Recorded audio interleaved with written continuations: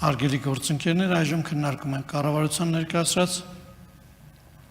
Հայաստանի Հանրապետության քրեական դատավարության օրենսգրքում փոփոխություններ եւ լրացումներ կատարելու մասին օրենքի նախագիծը առաջին ընթերցմամբ ընդունելու մասին հարցը։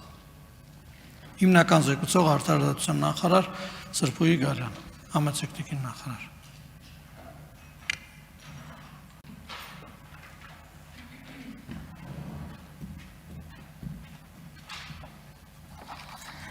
Շնորհակալություն,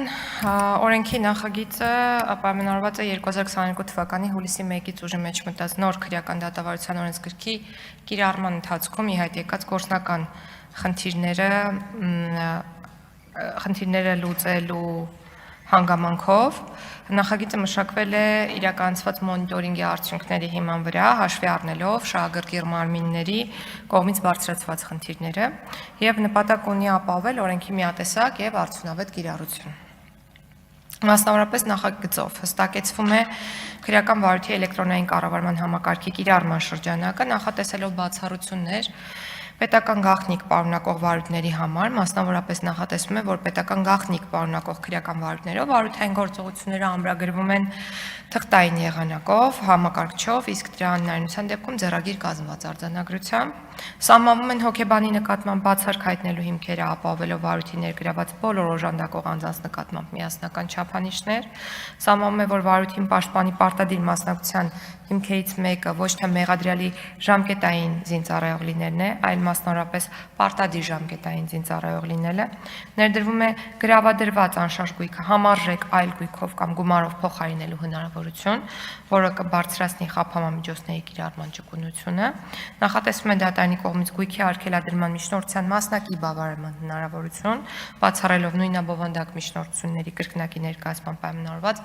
ավելորդ գործընթացները։ Կարգավորվում են բացառիկ վերանայման վարույթի մի շարք բացեր, սահմանելով բողոքի վերադարձման ժամկետներ եւ դատարան տալով հիմնարար խախտման հիմքի առկայության պարագայում դատական ակտը փոփոխելու լիազորություն։ Այս փոփոխությունները միտված են ոչ միայն առկա խնդիրների լուծմանը, այլև ամբողջ համակարգի արդյունավետության եւ իրավական որոշակիության բարձրացմանը եւ ձեր թույլտվությամբ ես ուզում եմ ասել, որ այսօր ոչ միայն իմ ծննդյան օրն է, այլ նաեւ հարկադիր կատարումն ապահովող ծառայության կազմավորման եւ հարկադիր կատարողի օրը եւ քանի որ իմ գործընկերներին այսօր ծանրաբեռնվածության պատճառով առիթ չեմ ունենալու տեսնել եւ անձամբ շնորհավորել, ուզում եմ ԱԺ ամբիոնից նրանց շնորհավորել, մաղթելով նրանց բարի ծառայություն։ Միանում ենք շնորհավորանքներին եւ մաղթում բարի ծառայություն, բայց տիկին Գալյան կարող են հարցեր լինել, դրա համար վերադարձեք ընտրեմ ամբիոնի մոտ հարցերի համար գրանցում։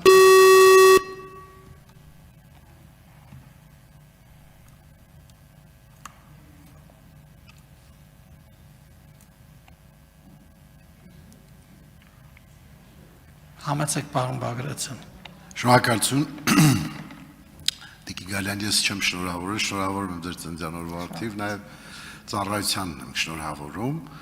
Ծառայության աշխատակիցների մոտ ծանրաբեռնվածություն ըստ տվյալների բավականին բարձր են, բայց աշխատավարձի հետ կապված խնդիրներ կան, ցածր վճարվող աշխատակիցները բավականին մեծ թիվ են կազմում։ Այդ ուղղությամբ մենք մտածել ենք, այսինքն այս ծանրաբեռնվածության պայմաններում դիտարկենք արդյունավետության գործակիցը, որ ընդհանուր ունենք, նաև այս համակարգի նկատմամբ։ Ինչ կարծիք եք, շնորհակալություն։ Շնորհակալություն հարցի համար, հարկադիր կատարումն ապահովող ծառայության կերպափոխումը ինստիտուցիոնալ առումով մեր ուշադրության կենտրոնում է եւ արդեն մոնիտորինգ իրականացրել ենք այնտեղ, մասնավորապես թվային մոնիտորինգ ենք իրականացրել էլեկտրոնային հարթակների գործունեության հետ կապված եւ նաեւ մոնիտորինգը իրականացվել է այն ուղղությամբ, որ հնարավորություններ ստեղծի բարձրացնելու աշխատակիցների օգտակար գործողության գործակիցը ու դա թերևս ապագայում անհնար գուցեև լինի առանց աշխատավարձային քաղաքականության վերանայման եւ առաջիկայում երբ ամբողջությամբ պատրաստ լինի վերափոխման կոնցեպտը հարկադիր կատարումն ապահովող ծառայության մենք նաեւ կքննարկենք այդ հարցը իհարկե շատ կարեւոր հարց է եւ մեր ուշադրության կենտրոնում է Ունեք արձագանք, համեցեք Շնորհակալություն պատասխանի համար Տիկին Գալյան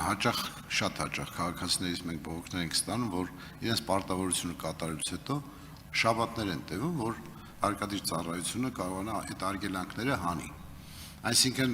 մենք թվայնացումից հետո այդ խնդիրը վերացած կլինի։ Այս բանը ասենք ես ինքս միջամտել եմ, քանի անգամ զանգահարել եմ, որ մարդը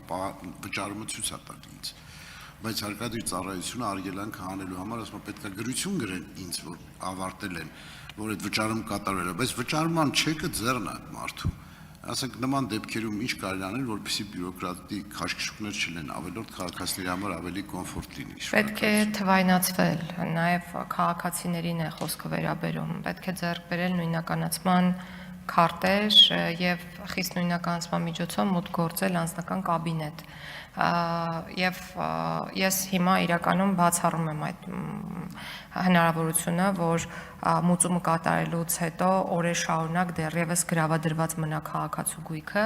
գուցե տեխնիկական խնդիրների պատճառով 1-2 բացառիկ կամ եզակի դեպքեր պատահեն։ Հիմա շատ ուշադիր ենք այդպիսի հարցերին, նաև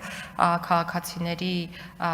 զանգերին եւ հարցերին պատասխանելու տեսանկյունից է շատ բան փոխվել, մշակել ենք տարբեր մոտեցումներ, որոնք թվային լուծումներ են ենթադրում, որպեսզի քաղաքացիների հարցերը ավելի արագ լուծում ստանան եւ իհարկե մենք պետք է աշխատենք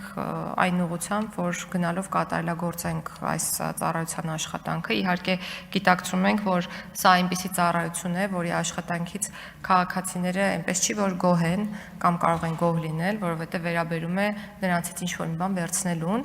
բայց ամեն դեպքում պատշաճ սպասարկում, որակյալ ծառայության մատուցում, դրանք այն անհրաժեշտ եւ կարեւոր բաղադրատարերն են, որոնք պետք է մեր ամենօրյա աշխատանքում լինեն եւ կան եւ կլինեն ապագայում ավելի շատ։ Արձագանքեցիք չէ՞, պարոն Բարոյցյան։ Շնորհակալություն։